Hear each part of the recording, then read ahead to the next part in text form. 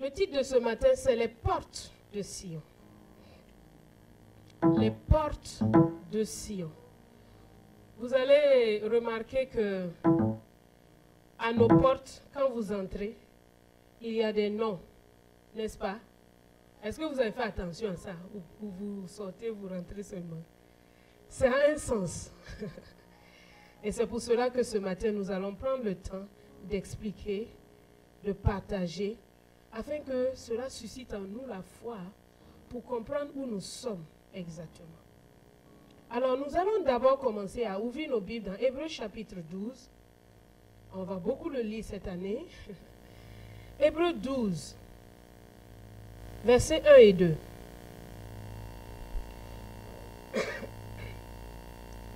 Nous donc aussi, puisque nous sommes environnés d'une si grande nuée de témoins, rejetons tout fardeau et le péché qui nous enveloppe si facilement, et courons avec persévérance dans la carrière qui nous est ouverte.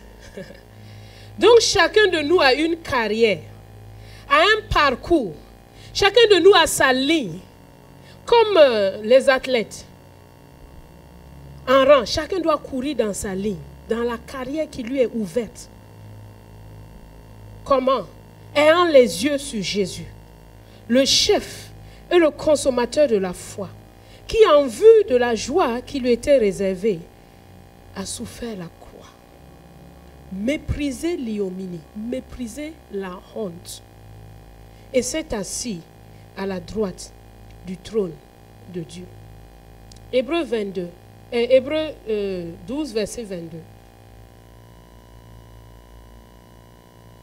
La Bible me dit que, mais vous vous êtes approchés de la montagne de Sion, de la cité du Dieu vivant, la Jérusalem céleste, des myriades qui forment le cœur des anges, de l'assemblée des premiers-nés inscrits dans les cieux, du juge qui est le Dieu de tous, des esprits des justes, parvenus à la perfection, de Jésus, qui est le médiateur de la nouvelle alliance, et du sang de l'aspersion, qui parle mieux que celui d'Abel.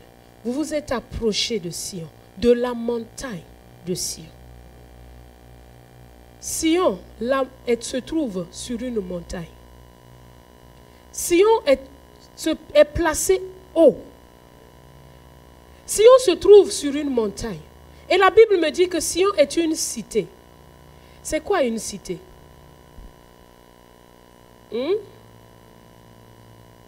Une ville, oui. Une ville comment? Une ville quoi? Encerclée. Donc toutes les villes qui ne sont pas encerclées ne sont pas des cités. Donc Abidjan n'est pas une cité.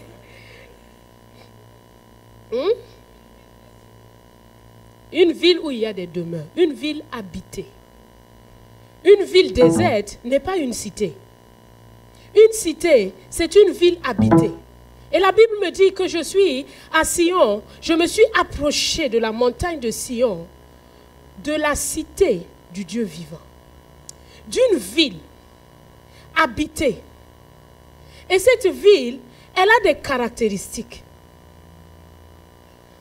Pour entrer dans une ville, comme il le disait, c'est encerclé. Avant, en tout cas, les villes étaient encerclées, il y avait des portes. On ne peut pas entrer dans une ville n'importe comment. Mais même jusqu'aujourd'hui, il faut que vous sachiez que spirituellement, il y a des portes à toutes les villes. Même si la ville n'est pas entourée de murailles, il y a une porte, il y a un moyen d'accès, il y a une façon d'y entrer. Et pour posséder une ville, il faut en posséder la porte. Alors Dieu dit, j'ai ma cité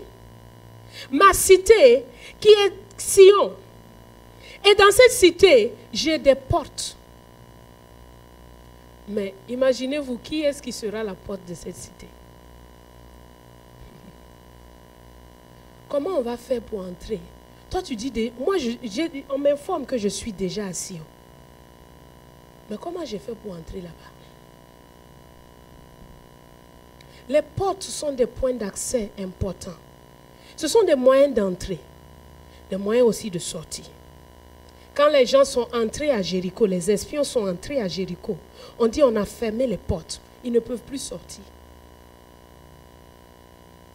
Les portes sont un lieu de pouvoir, un lieu de jugement, un lieu de décision. Et Dieu marque qu'il a aussi ses portes. Et nous le voyons dans Psaume 87.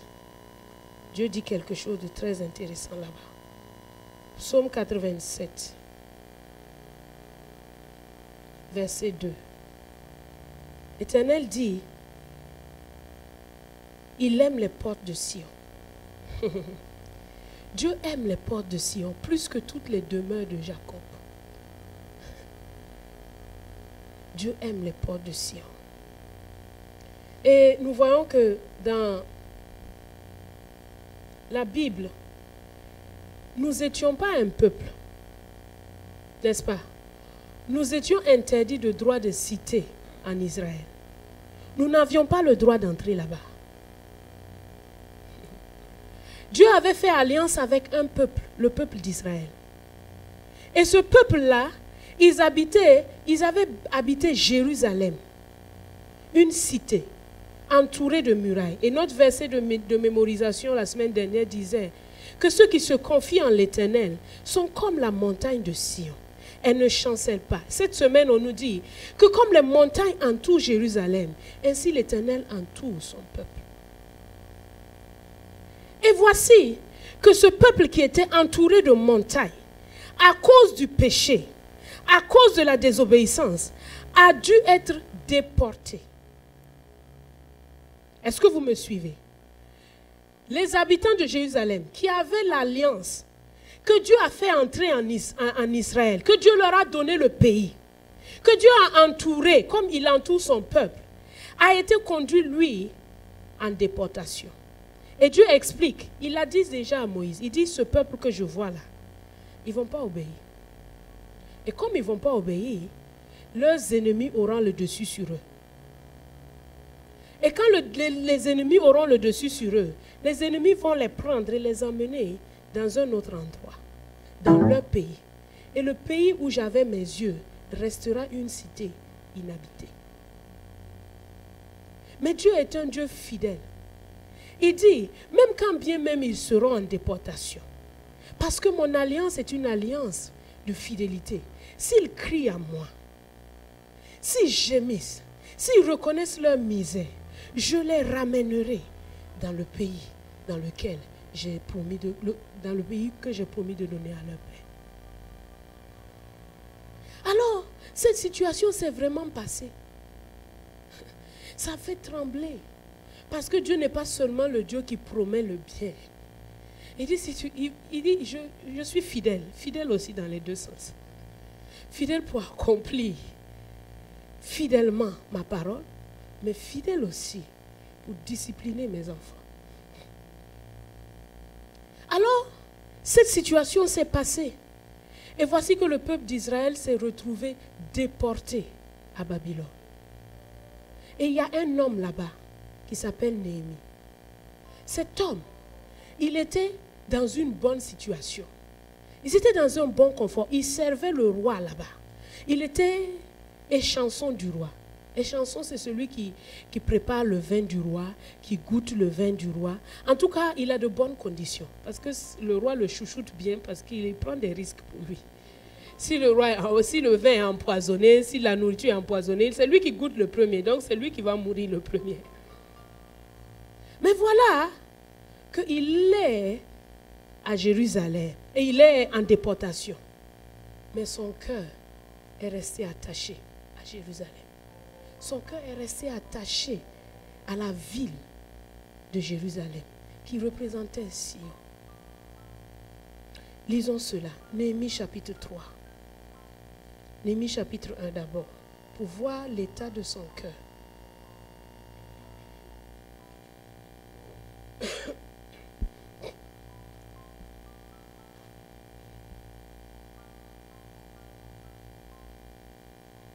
Il dit, parole de Néhémie, fils de Hakalia. Néhémie chapitre 1, verset 1. Parole de Néhémie, fils de Hakalia, au mois de Kislev, la 20e année, comme j'étais à Suse dans la capitale, Anani, l'un de mes frères et quelques hommes arrivaient de Juda. Je les questionnais au sujet des Juifs réchappés qui étaient restés de la captivité et au sujet de Jérusalem. Il me répondit, ceux qui sont restés de la captivité sont là dans la province, au comble du malheur et de l'opprobre. Les murailles de Jérusalem sont en ruine et ses portes sont consumées par le feu. Lorsque j'entendis ces choses, je m'assis, je pleurais, je fus plusieurs jours dans la désolation. Je jeûnais et je priais devant le Dieu des cieux et je dis, ô Éternel, Dieu des cieux, Dieu grand et redoutable, toi qui gardes ton alliance et qui fais miséricorde à ceux qui t'aiment et qui observent tes commandements, que ton oreille soit attentive et que tes yeux soient ouverts.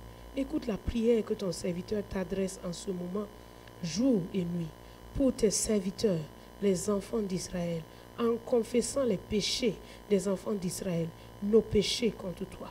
Car moi et la maison de mon Père, nous avons péché, nous t'avons offensé, nous n'avons point observé les commandements, les lois et les ordonnances que tu prescrivis à Moïse ton serviteur. Souviens-toi de cette parole que tu donnas ordre à Moïse ton serviteur de prononcer. Lorsque vous pécherez, je vous disperserai parmi les peuples. Mais si vous revenez à moi et si vous observez mes commandements et les mettez en pratique, alors quand vous seriez exilés à l'extrémité du ciel, même pas de la terre, à l'extrémité du ciel, de là, je vous rassemblerai et je vous ramènerai dans le lieu que j'ai choisi pour y faire résider mon nom. Ils sont tes serviteurs et ton peuple, que tu as racheté par ta grande puissance et par ta main forte. Ah Seigneur, que ton oreille soit attentive à la prière de ton serviteur et à la prière de tes serviteurs qui veulent craindre ton nom. Donne aujourd'hui du succès à ton serviteur et fais-lui trouver grâce devant cet homme, devant le roi. J'étais alors les chansons du roi. Donc Néhémie a été pris d'une tristesse quand il a entendu parler de la ville de Jérusalem. Et Dieu voudrait nous voir être émus de la même façon quand nous entendons parler du désastre qui se trouve dans la vie des gens autour de nous. Et parfois même dans nos propres vies. C'est le désastre, mais quelqu'un part, il mange, il dort, il rit. Non, ça ne devrait pas être ainsi. Parce que Dieu cherche un homme. Il cherche quelqu'un qui va aider quelqu'un à côté de lui. Et tu as des gens toujours à côté de toi qui ont besoin de ton aide. Tu as des frères, tu as des sœurs, tu as des voisins, tu as des collègues qui sont dans la désolation, qui ne connaissent pas la vie. Qu'est-ce que tu fais? Est-ce que tu fais monter à Dieu des prières en leur faveur? Est-ce que tu prends le temps de dire, Seigneur, c'est pas normal. Nous ne sommes pas dans le même cas que les enfants d'Israël. Parce qu'avant, nous n'avions même pas d'alliance. Donc, ce n'est pas comme si on nous avait donné un pays et puis on nous a déportés. On n'était même pas dedans. Oui ou non? On ne peut pas s'identifier à Néhémie exactement dans cette situation. Parce que nous ne faisons pas partie du peuple d'Israël. Mais Dieu avait déjà promis que j'aurai un seul peuple. Je réconcilierai le monde avec moi-même, juifs et grecs. Mais ce passage nous concerne parce que nous avons besoin d'être épris de la même compassion que Néhémie. Nous avons besoin de le regarder et de se dire, est-ce que j'entends parler des ruines qui sont autour de moi? Quand tu entends parler des situations de tes cousins, quand tu entends parler des situations qui sont autour de toi, est-ce que ça te touche? Est-ce que ça devient un fardeau dans ton cœur pour lequel tu ne permets pas à ton sommeil de te prendre? Tu te dis, Seigneur, il faut que ça change pour ces gens. Et Dieu aujourd'hui, il dit en Sion, je veux ce genre de personnes. Je veux des gens qui ont le cœur de Néhémie, des gens qui sont prêts à jeûner et à prier, des gens qui sont prêts à chercher ma face, à se repentir pour les fautes des autres et à demander la grâce de Dieu pour leur vie. Je veux des gens qui ne se satisfont pas seulement de leur situation propre, de leurs péchés qui sont lavés et pardonnés, mais qui pensent aux autres qui sont autour d'eux. Je veux des gens qui s'identifient, qui disent, Seigneur, moi aussi j'étais dans la même situation qu'eux. Il y a quelques années, moi aussi j'étais dans la même situation. Mais tu étais capable de me laver et de me pardonner. Alors tu peux aussi le faire pour les autres.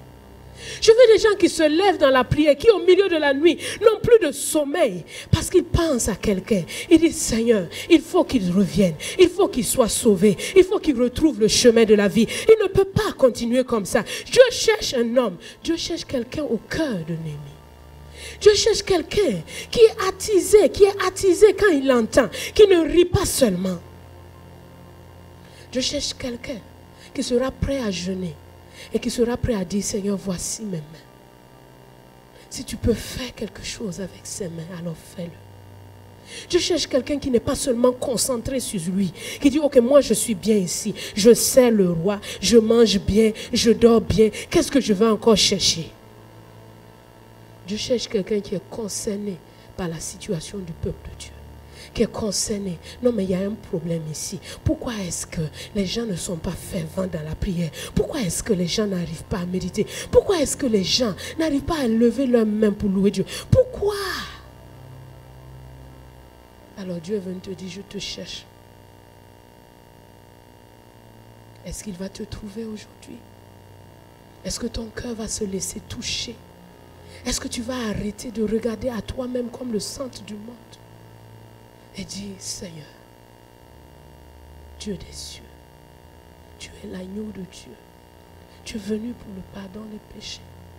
Alors je t'en prie, fais-le pour lui, fais-le pour nous. Amène-nous dans une autre dimension. Seigneur, accomplis ta parole dans nos vies, accomplis ta volonté en nous. Fais-nous grâce. Fais-nous monter sur cette montagne. Ne nous laisse pas dans la flétrissure. Quelqu'un qui va dire, je reconnais qu'il y a des fautes, il y a des iniquités. Quelqu'un qui va dire, non, le péché, je ne peux plus le tolérer dans ma vie. Je ne vais plus jouer avec. Parce que c'est ça qui m'a amené loin. C'est ça qui nous a amené dans la déportation. Je ne veux pas juste dire, c'est pas grave, le sang de Jésus me lave et puis je continue dedans. Non, il faut que la haine du péché entre en moi et que je me dise, non, trop c'est trop, assez c'est assez. Si je le suis, il faut que je le suive totalement. S'il y a quelqu'un à dire, Seigneur, c'est trop.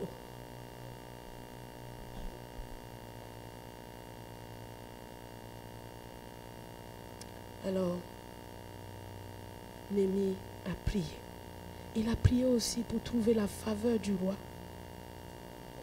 Et nous aussi, nous devons prier pour trouver la faveur dans cette nation. Il ne suffit pas juste d'être content de venir à l'église. Nous sommes dans une nation hostile à l'évangile. Mais nous devons prier afin qu'un homme de faveur et d'autorité nous ouvre les portes. Il ne faut pas juste que nous soyons là, satisfaits de pouvoir faire nos petits business. Non. Vous savez que ce pays n'a pas de gouvernement depuis plusieurs mois. Qu'est-ce qu'on fait? Ou bien certains même viennent de l'apprendre. Il y a d'autres même, c'est maintenant que je dis là, qui savent qu'il n'y a pas encore de gouvernement. Les élections ont été faites depuis octobre. Le Premier ministre est déjà nommé. Mais impossible de faire un gouvernement. C'est normal ça? Est-ce que ça veut dire que c'est normal? Est-ce que ça veut dire que le pays est en bonne santé? Est-ce que ça veut dire que les relations politiques sont bien? Mais nous, est-ce qu'on va juste se contenter de dire j'ai mon pain quotidien? Non, on ne doit pas se contenter de ça.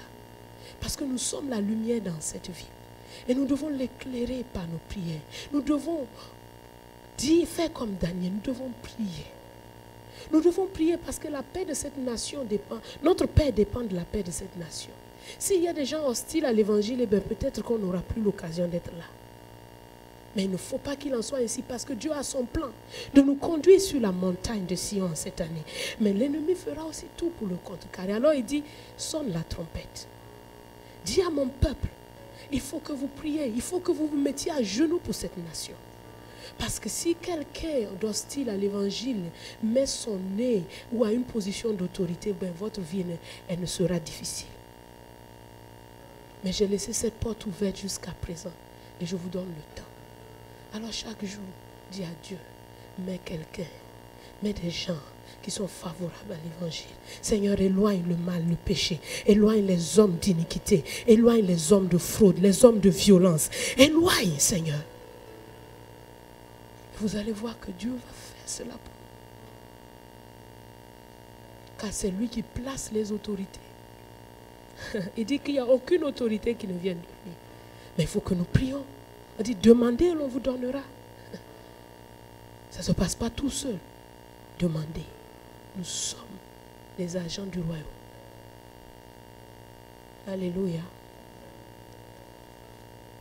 Alors, Néhémie a eu la faveur du roi.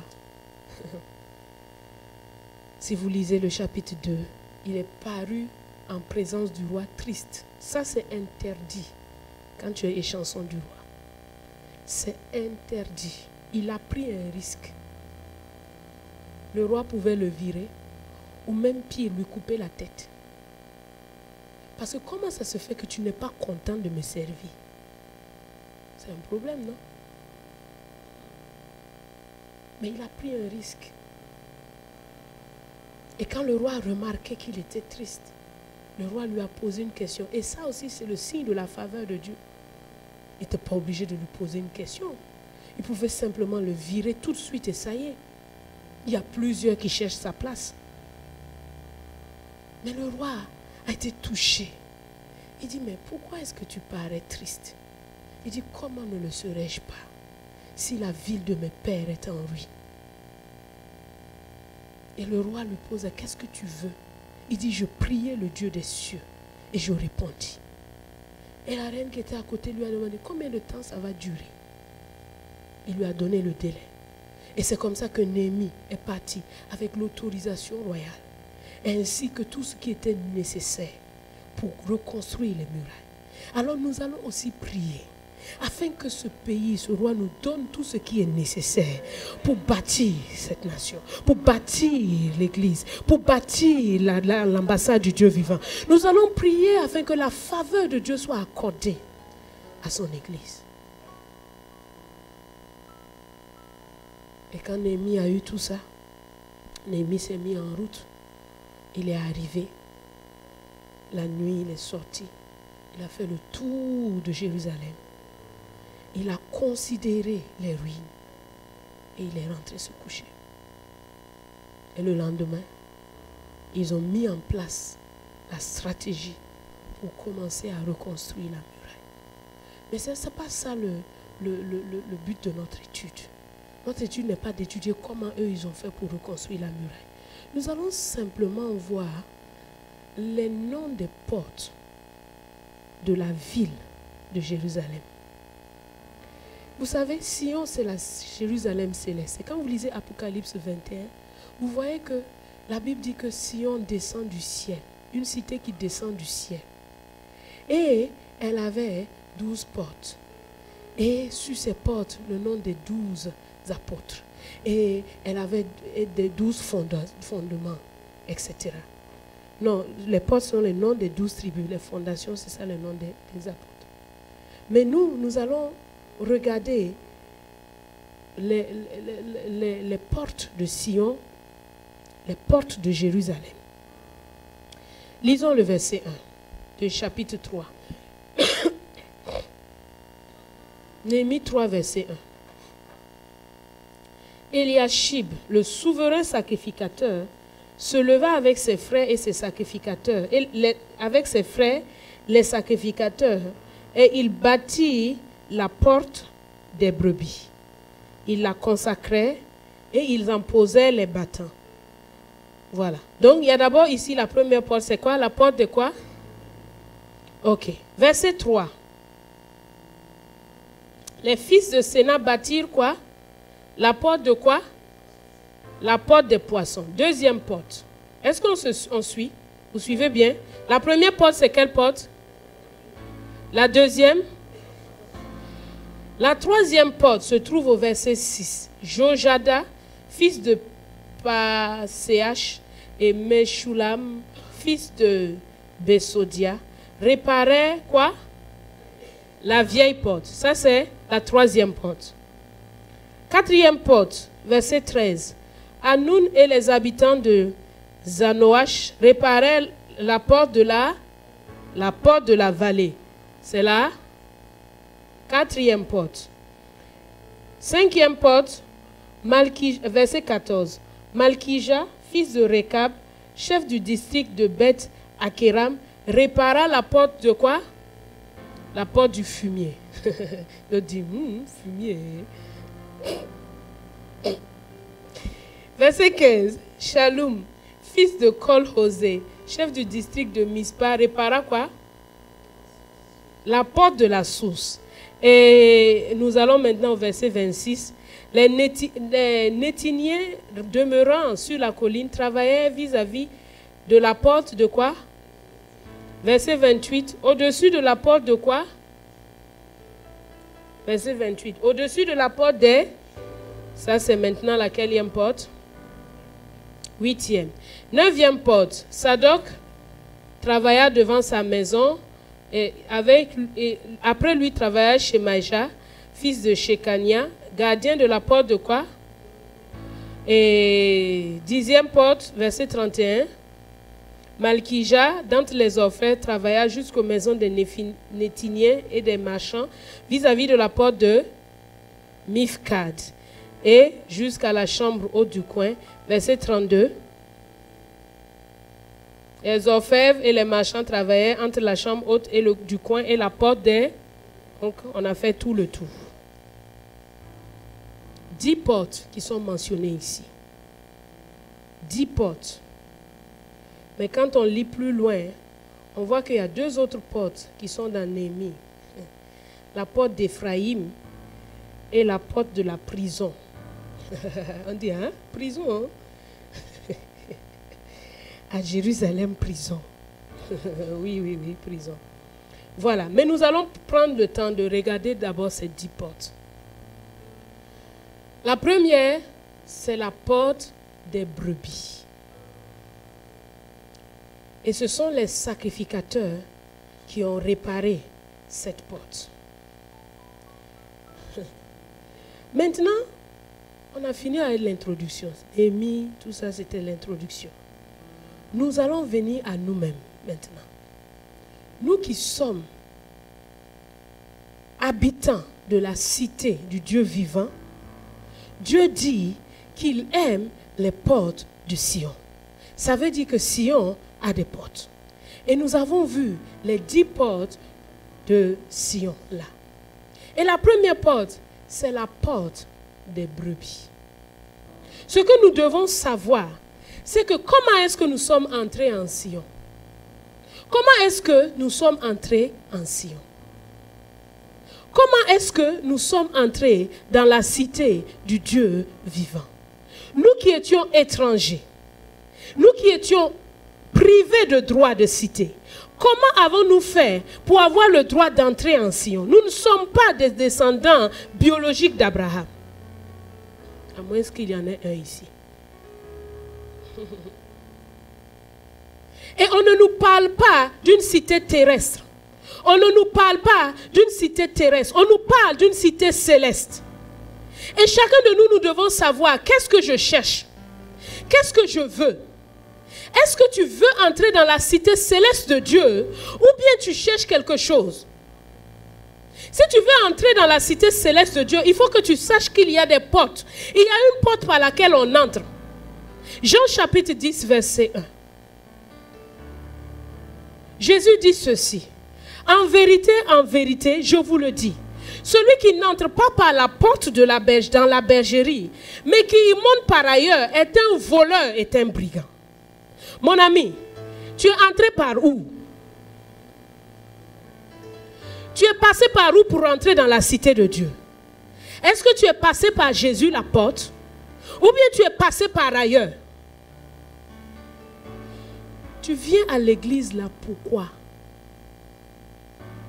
parce que c'est l'assemblée des gens de Sion, ou bien tu viens parce que tu veux chercher quelque chose. Par où es-tu entré dans Sion? Il y a des gens qui sont attirés à l'église. Dieu les attire par la guérison. Mais après, il faut que tu passes par la porte. D'autres sont attirés parce qu'ils font des cauchemars. Ils ne dorment pas la nuit. Il y a des gens qui les poursuivent tous les jours. On vient les étrangler. Ils cherchent la paix. Alors on leur dit, viens à l'église, on va prier pour toi. Quand ils viennent, on prie pour eux. Après, ils restent là. Mais est-ce que tu es passé par la porte? Est-ce que tu as dit, est-ce que tu es passé par la porte? Parce que si tu n'es pas passé par la porte, mon ami, il y aura inspection un jour. Le roi fait inspection. Il passe et il regarde. Comme les gens qui étaient invités aux noces. Il y a quelqu'un qui était rentré. Le roi lui a demandé, par où tu es rentré? Tu as fait comment pour rentrer ici? Parce qu'il n'avait pas l'habit adéquat. Parce que quand tu dois passer par la porte, Jésus te revêt d'un habit.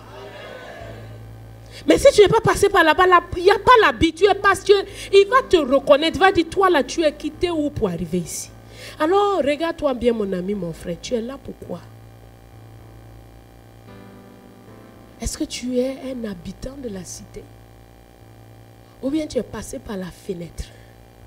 Si tu es passé par la fenêtre, l'inspection n'a pas encore eu lieu. Tu peux sortir. Et puis tu rentres. Tu sors d'abord, tu sors. Je vais te montrer comment on fait pour rentrer. Quand tu vas rentrer, tu vas être correct. Là maintenant, quand le roi passe, il dit, bonjour mon fils, bonjour ma fille.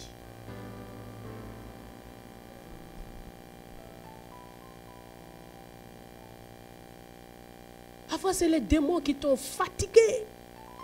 Ils t'ont tellement maltraité que tu es venu te cacher à l'église. Mais tu n'es pas passé par la porte. Non. Celui qui passe par la porte, il y a une porte dans laquelle il faut entrer. Et Jésus dit au verset 9, Jean chapitre 10, verset 9. Il dit quoi? Je suis la porte. Jésus, c'est lui la porte de Sion. Toutes les portes de Sion, c'est Jésus. Tu ne peux pas entrer là-bas si tu ne passes pas par lui. Et la porte principale, c'est la porte des brebis. C'est Jésus. Il dit, je suis la porte. Point. Au verset 8 ou au verset 7, il dit, je suis la porte des brebis. Verset 7. Je suis la porte des brebis. Verset 9, il dit, je suis la porte. Point. Parce qu'il sait que l'étudiant de la Bible qui va aller chercher les portes va comprendre avec cette déclaration, je suis la porte, que toutes les 10 portes dont nous avons parlé, c'est Jésus. Dans sa multitude. Quand tu entres dans une maison, il y a beaucoup de portes dans l'intérieur de la maison, n'est-ce pas? Et après chaque porte, il y a une gloire, il y a une beauté de la maison que tu vas découvrir. Normalement. Normalement. Dans les cas normaux de sécurité, voilà. Normalement, quand tu entres dans une maison, tu restes dans le hall. Mais tu es au moins dans la maison. Mais tu vas voir qu'il y a beaucoup de portes. Mais si on te donne accès à d'autres portes, si tu entres dans la cuisine, normalement, tu devrais voir une belle cuisine, bien propre, avec des belles assiettes. Normalement. Bon.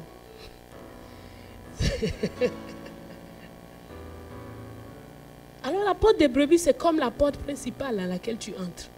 Après, Jésus vient te faire le parcours. Et quand tu as fait tout le parcours, en passant par les différentes portes, la beauté de Sion dans ta vie, dans l'église, est manifestée. Parce qu'on dit de Sion, beauté comment? Parfaite. De Sion, beauté parfaite. Jésus est la porte. Pourquoi il est la porte?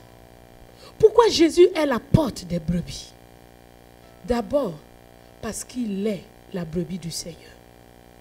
Il a été la brebis du Père. Jésus, il n'y a rien qu'il te demande de faire qu'il n'a pas fait lui-même.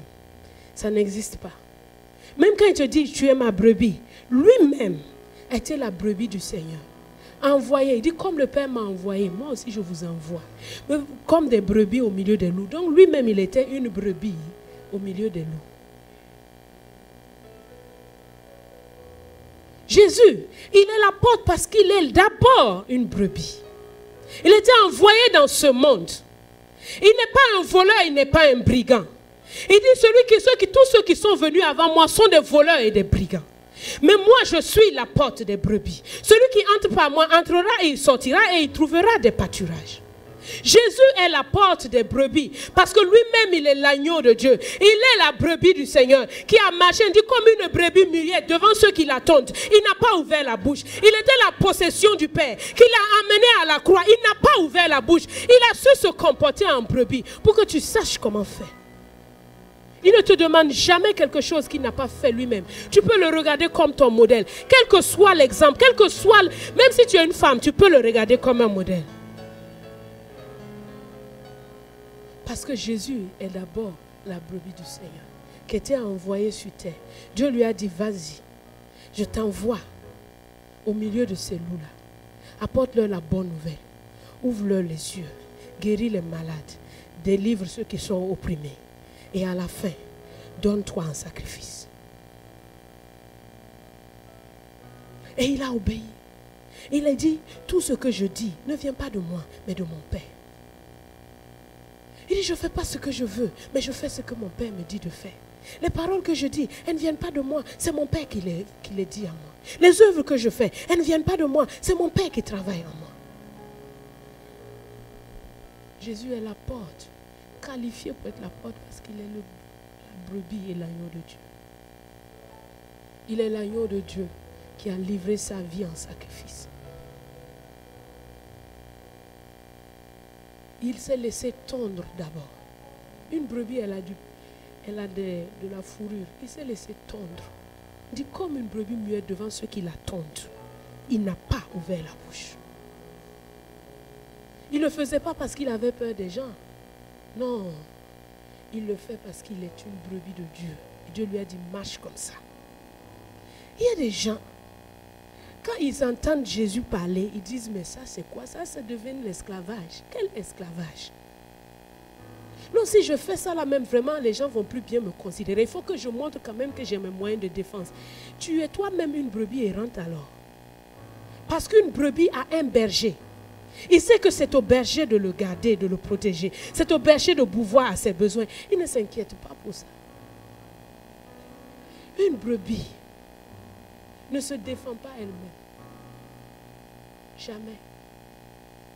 Tous tes moyens de défense que tu mets en place, parce que tu dis, mais dans le monde, on ne doit pas se comporter comme dans l'église, hein, parce que... Hein? Il y a des gens qui disent ça, non? Dans le monde, il faut que tu montres bien. Jésus dit, aimez vos ennemis. Il dit, non, au boulot, il n'y a pas ça. Si tu fais ça au boulot, non.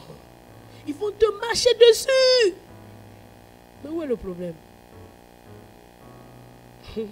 Si je dis ça encore, ils vont prendre ça pour couper. Et puis au réveillon, ils vont me sortir ça. Le problème là, il est où? Non, je ne vais pas dire ça.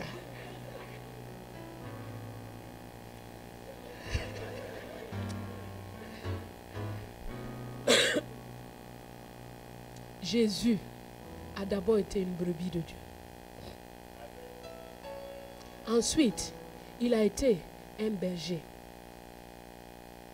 Le bon berger. Donc, et ce bon berger-là n'a jamais fui quand un loup venait pour dévorer un de ses disciples ou une de ses brebis. C'est pour ça qu'il aime David. Parce que David a son cœur. Quand David voit un loup, David ne tire pas la tangente. David dit, Dieu, tu es avec moi. On va gérer ce loup-là. On va gérer cet ours. On va gérer ce lion. Et Jésus a fait de même. Il est allé nous chercher, nous délivrer de la proie des maladies, de la proie des oppressions, de la proie des démons, de la proie des sorciers. Il est parti nous chercher là, il nous a délivrés de tout ça. Et à la fin, il a livré sa vie afin que tu vives comme lui. Tu es une brebis du Seigneur. Et lui, il est la porte des brebis. Parce qu'il est l'agneau, il est la brebis de Dieu et il est le bon berger. Il peut juger les brebis, il peut juger les pasteurs. Parce que n'oubliez pas qu'une porte, c'est un lieu de jugement. Quand une brebis vient et dit, mais moi, elle dit, regarde-moi. Je peux juger parce que j'ai vécu ça. S'il établit un pasteur sur son troupeau, il peut le juger aussi. Parce que lui-même, il est le pasteur, le grand pasteur, le bon pasteur, le bon berger. Alors, est-ce que tu sais que tu appartiens à Dieu? Et la porte, c'est la nouvelle naissance. Jésus dit à Nicodème, je te le dis, si un homme ne naît de nouveau, il ne peut entrer dans le royaume de Dieu. Naître de nouveau, c'est d'abord croire dans ton cœur que Jésus est le Fils de Dieu, qu'il est ressuscité d'entre les morts. Pas la résurrection de Lazare, pas la résurrection de la fille de Jairus. Eux là, ils sont ressuscités de la mort physique. Jésus est ressuscité de la mort spirituelle. Parce qu'il était fait péché. Pour moi et pour toi. Il était fait péché, il est descendu dans la... Il n'avait plus le droit d'aller quelque part. Il était voué à l'enfer. Parce qu'il est péché. Et le salaire du péché, c'est la mort. Et donc la mort spirituelle, la plus grande des morts, est tombée sur lui. Mais Dieu l'a ressuscité d'entre les morts. Quand il est sorti vivant du tombeau, il n'est pas sorti pour mourir à nouveau comme Lazare est mort encore, comme la fille de Jairus a fini par mourir encore. Il est sorti de la mort spirituelle. Et il te dit, je te donne ma vie, afin que tu vives comme moi je peux vivre. Jésus, il est la porte des brebis. Et tu dois le savoir. Quand tu te tiens chaque jour devant ta porte, quand tu te tiens chaque jour, quelle est ton identité? Il dit, je suis le bon berger. Les brebis entendent quoi? Ma voix. On va le lire, Jean chapitre 10.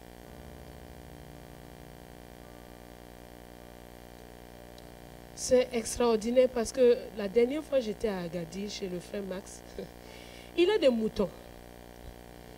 Il a quelques moutons qu'il élève pour le plaisir. Ce n'est pas vraiment son activité. Mais les moutons là le suivent comme... Quand il entre dans son truc, les moutons là le suivent comme ça. Moi je me suis approché, ils ont tous fui. Je dis, mais c'est moi-même le vrai pasteur là.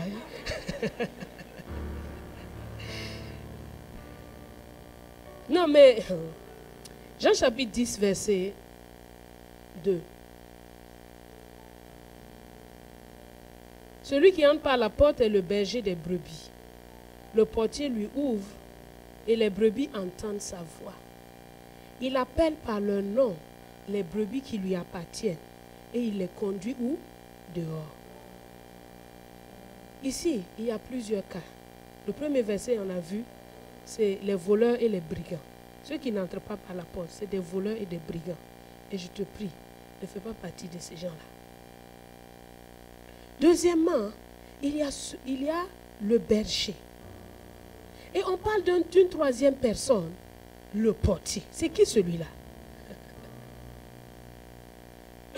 Le berger, on le connaît, c'est Jésus. Le portier, là, c'est qui? Le portier, c'est celui qui ouvre la bouche pour laisser parler Dieu, pour que les gens entendent la bonne nouvelle. Le portier, aujourd'hui, ça peut être moi, le prédicateur, qui est en train de vous parler de Jésus. Le portier, c'est tous ceux qui sont appelés à évangéliser, à prêcher. Le portier, c'est toi. le témoin de ta famille, c'est toi le portier de ta maison. Toi qui as connu Jésus là, c'est toi le portier, c'est toi qui dois ouvrir la porte. Et ouvrir la porte là, c'est quoi? C'est ta bouche. Et dit, Jésus peut te guérir de ça. Jésus peut te sauver. Jésus veut te guérir. Jésus veut te sauver. Jésus est la solution. Jésus te guérit maintenant. Le portier, c'est tous ceux qui ouvrent la bouche et qui laissent entrer le roi de gloire. Qui laissent entrer Dieu dans leur travail. Qui laissent entrer Dieu quelque part. Ouvre ta bouche. C'est quel portier qu'on va placer sur une porte? On lui dit ouvre la porte, il dit non, je n'ouvre pas la porte. Ouvre la porte, non, aujourd'hui là je n'ouvre pas la porte. Je suis fâché. Comme disait Manu, je suis fâché. Non, non. Nous sommes tous des portiers. Tous. Nous devons ouvrir la porte pour que les gens entendent l'évangile. Nous devons ouvrir la porte pour que notre famille entende. Tu dois ouvrir la porte pour eux. Et quand tu ouvres la porte, qui entend? Les brebis quoi? Entendent sa voix. Les brebis ont une caractéristique, c'est qu'elles entendent Dieu leur parler. Ceux qui appartiennent à Dieu, qu'ils soient où qu'ils soient, si Dieu leur parle, ils entendent Dieu leur parler. C'est pour ça qu'on prêche. Parfois je suis étonnée. Je prêche. Quelqu'un vient me dire, comme tu as dit dans la prédication, j'ai dit quoi? Je ne me rappelle plus de ce que j'ai dit quoi? Il dit, non, tu as dit, j'ai dit, je ne me rappelle même pas avoir dit ça. Mais lui, il a entendu ça dans son cœur. Ça veut dire quoi? La voix du bon berger s'est fait entendre dans son cœur. C'est lui qui lui a parlé, pas moi. Est-ce que vous comprenez? La voix du bon berger te parle, elle te donne des applications alors que on est en train de prêcher. Elle te parle à toi et tu entends sa voix dans ta situation. Parce que je ne connais pas toutes les situations. Mais lui, il connaît. Et si tu es sa brebis, il te parle à l'intérieur de toi et tu entends sa voix. Il n'y a pas une brebis de Dieu qui ne soit pas capable d'entendre la voix de Dieu. Tu entends sa voix. Il n'y a pas besoin de prier, Seigneur, montre-moi. Tu entends sa voix en toi. Tu l'entends. C'est une caractéristique des brebis. Les brebis ont des oreilles pour entendre. Tu n'as pas besoin de prier pour ça. J'entends. Tu entends. Et tu dois le savoir. Si tu es une brebis de Dieu, si tu es né de nouveau, alors tu entends Dieu. Quand on prêche, ça bouillonne dans ton cœur. Dieu est en train de te parler exactement à ce moment-là. Il fait remonter des choses. Dieu est en train de te parler là. Et si tu entends sa voix, il faut que tu le suives. Après, il dit, il appelle par leur nom les brebis qui lui appartiennent. Donc tu as un nom. Le berger a un nom pour chaque brebis. Extraordinaire. Extraordinaire. Tu t'appelles pas comme tu t'appelles. Tu t'appelles, tout le monde t'appelle comme tu t'appelles. Mais sache que le berger a ton nom. Est-ce que tu le connais? Hein?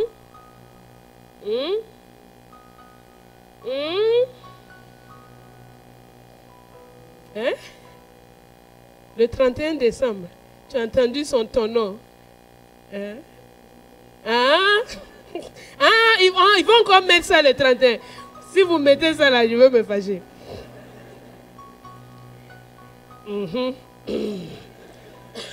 J'espère qu'ils ne vont pas aller enlever ça là maintenant pour mettre, je vais me fâcher. Bon, bref. Parce qu'avec ces gens, il faut faire attention maintenant. Ok. Qu'est-ce que j'étais même en train de dire? Voilà. Les brebis entendent sa voix. Il appelle par leur nom les brebis qui lui appartiennent. Donc tu dois savoir une chose. Si tu es une brebis de Dieu, puisque tu es une brebis de Dieu, tu as un nom par lequel il t'appelle. Et deuxièmement, tu entends sa voix et il te conduit dehors. Je me suis dit, mais dehors, pour aller où? On dit on veut entrer en Sion. Toi, tu vas nous envoyer dehors où? Il dit, je vous conduis dans la liberté. Quand Dieu vient, il est ton berger. Il ne va pas te conduire dans autre chose que dans la liberté. Toutes les choses qui t'emprisonnaient, il vient t'en libérer. Tout ce qui était difficile pour toi, il t'emmène dans une pleine liberté. C'est pour ça qu'il dit que là où est l'Esprit du Seigneur, là est la liberté. On a vu avec les vertueuses que la liberté, ce n'est pas dire je peux faire, je veux faire ce que je veux. Ok, je fais. La liberté, c'est être capable de faire ce que Dieu attend de toi sans qu'il y ait une restriction en toi. C'est ça la liberté. Oh, tu veux prier, mais tu n'arrives pas. Tu n'es pas libre dans ce domaine. Tu veux donner, mais il y a quelque chose en toi qui dit, tu n'es pas libre là-bas. Tu veux aimer ton prochain, vraiment être gentil, hein? Mais vraiment en toi, il y a un truc qui te chiffonne. Il y a un domaine où Dieu veut te conduire dehors. Hors de cette limitation, hors de ce problème, hors de cette difficulté, hors de ça. C'est là où il te conduit chaque jour. Mais toi, tu veux qu'il te conduise dans un building. Tu veux qu'il te mette dans une voiture. Toi, tu veux qu'il te conduise dans un mariage. Lui, il veut te conduire hors de ces limitations-là. Toi, tu veux qu'il te conduise. Finalement, c'est qui le berger et c'est qui la brebis? Parce que la brebis suit le berger. Toi, tu sais déjà où tu vas aller.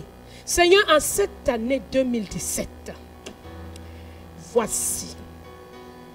Augmentation de salaire de 5 000 dirhams. Si tu n'as pas fait ça là, toi et moi, c'est fini. Deuxième, une femme belle, mince, élancée. Dieu dit, je veux te conduire hors de cette convoitise. Je veux te conduire hors du fait de vouloir. Je veux te conduire dans le contentement. Je veux... Maintenant, quand 2017 est fini, ma liste, oh Dieu, tu n'as rien fait. Alors que le pasteur dit tous les jours que toi, tu fais les choses. C'est seulement chez moi que tu ne fais pas. Hein. Oh, il a son programme en main pour toi. Il dit, en cette année, je conduirai mon enfant dans une plus grande liberté pour aimer. Je conduirai mon enfant dans une plus grande liberté pour adorer. Je conduirai mon enfant dans une plus grande liberté pour servir. Je conduirai mon enfant dans une plus... C'est ça qui te conduit. Ça ne vous plaît pas, hein? Même si je vous dis qu'il va vous mettre dans le building, il ne va pas vous mettre dedans. Mais à la fin, vous allez dire que maman a menti. Je vous dis la vérité. Moi-même, je suis une brebis de Dieu. Ou bien, il me conduit aussi. Hein? Bon, mais on n'est pas là pour parler de soi. On parle de Jésus. Jésus. Alors, c'est là où il te conduit. Il te fait sortir dehors. Et il te conduit. Il te fait sortir. Il te fait sortir de ce lien d'impureté. Il te conduit dehors. Dans une grande liberté. Il te fait sortir. Il te fait sortir. Il restaure ton âme. Il te conduit.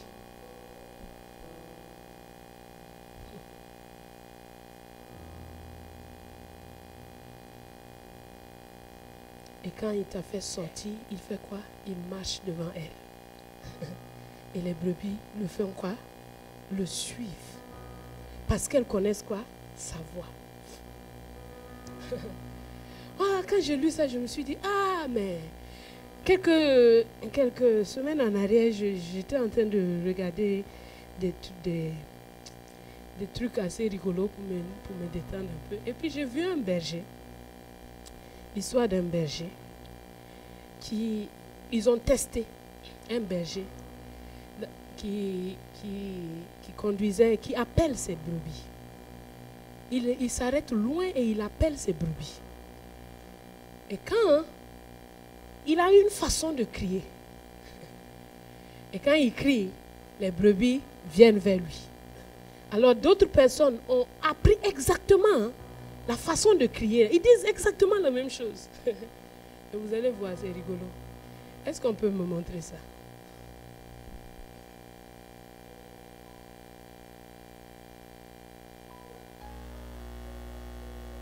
Ça dure 2 minutes, donc.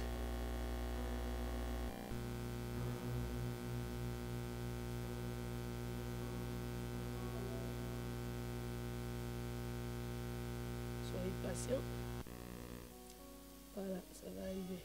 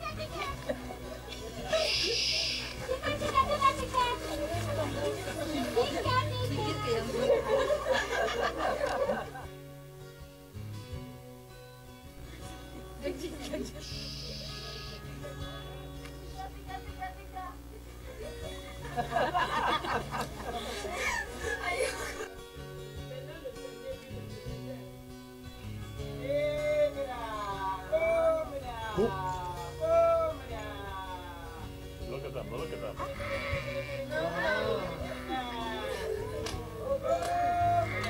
That's amazing. They're coming. Oh my God. Woo!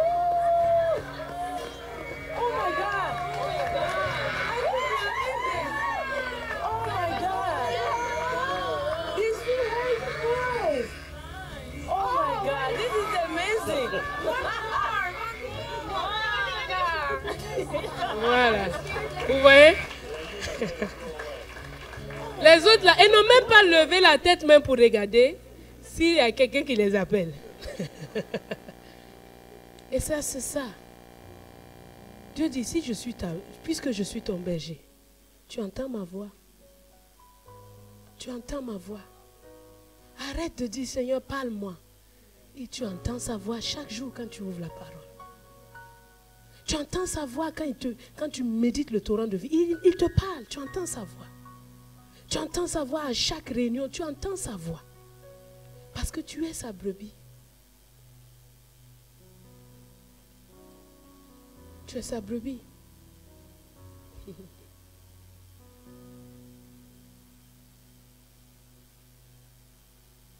À Sion, quand tu es passé par la porte des brebis, sois dans une assurance.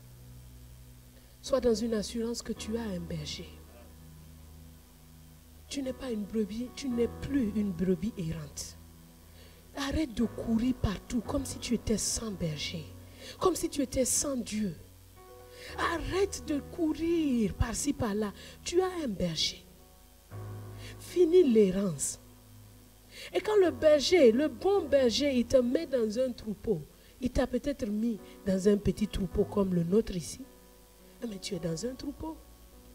Arrête de courir partout, partout pour chercher le miracle. Est-ce que tu es entré par la porte? Si tu es entré par la porte, ça suffit. David a dit dans Psaume 23, l'Éternel est mon berger. Je ne manquerai de rien. Quand tu es d'une brebis du Seigneur, Dieu veut que tu aies la mentalité de la plénitude, de c'est pourvu. Il y a des gens qui marchent toujours avec la mentalité je n'ai pas. Mais tu as quelque chose, non? Chaque jour leur pensée, ah si j'avais, ah vraiment, si j'avais. David dit, l'Éternel est mon berger. Et aujourd'hui, nous pouvons dire, Jésus est mon bon berger. Je ne manquerai de rien. Il sait de quoi j'ai besoin. Tout ce qu'une brebis a à faire, c'est de suivre son berger. C'est au berger de chercher où il va le nourrir. C'est au berger de chercher où il va le faire reposer. C'est au berger de chercher comment il va restaurer son âme. C'est au berger de faire tout ça. Et quand tu es vraiment une bonne brebis du Seigneur, toutes les autres portes dont nous avons parlé là, c'est une conséquence. La porte qui suit, c'est quoi? La porte des poissons. Mais Jésus a dit, suis-moi et je te ferai pêcheur d'hommes. Donc, si je suis une bonne brebis, quand je suis le Seigneur, automatiquement, il me transforme en un pêcheur d'hommes. Il me donne les mots qu'il faut pour parler à ceux qu'il faut. Mon travail en tant que brebis, c'est quoi? Le suivre. Ne pas chercher ma propre voie. Parce que dans les brebis, Jésus un jour quand il dit il va juger, il y a des boucs et il y a des brebis. Les boucs là, ils sont dans le troupeau. Mais ils font ce qu'ils veulent. Hein. Ils vont où ils veulent, ils mangent ce qu'ils veulent. Ils sont seulement dans le troupeau. Quand il y a un lion, là ils courent pour revenir vite. Jésus a dit, mes brebis entendent ma voix. Et vous ne croyez pas parce que vous n'êtes pas mes brebis. Et ce que le Père m'a donné, personne ne les ravira de ma main. Sois en sécurité. Satan a beau te dire, mon ami, tu es sûr que tu vas arriver au bout. Ce Dieu-là, il ne faut pas le suivre parce que tu ne vas pas réussir. Tu lui dis, mon ami, viens. C'est écrit ici que je ne périrai jamais et que personne ne me ravira de sa main. Tu gardes tes pensées en lui. Il dit, mais toi, tu es une brebis. Dieu même là, vraiment, il ne te nourrit pas bien. Hein. Il ne me nourrit pas bien. Ça, c'est ton problème. Je ne fais pas partie de ton pâturage. Mon pâturage à moi, Dieu sait de quoi j'ai besoin. Parce que je fais confiance à mon berger. Est-ce que tu es toujours dans la conscience de je suis à Dieu? Je suis une brebis et j'appartiens à mon berger. Le berger, s'il veut un jour me prendre pour m'amener où il veut, c'est son choix. C'est son choix. Dimanche dernier, on a vu, lié par l'esprit, il me conduit. C'est son choix. Et quand je marche dans la vallée de l'ombre des morts, quand tu passes par la porte de la vallée, il dit, mon ami, je suis avec toi.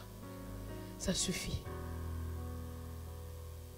Quand tu viens de naître de nouveau, tu es entré par la porte de la brebis.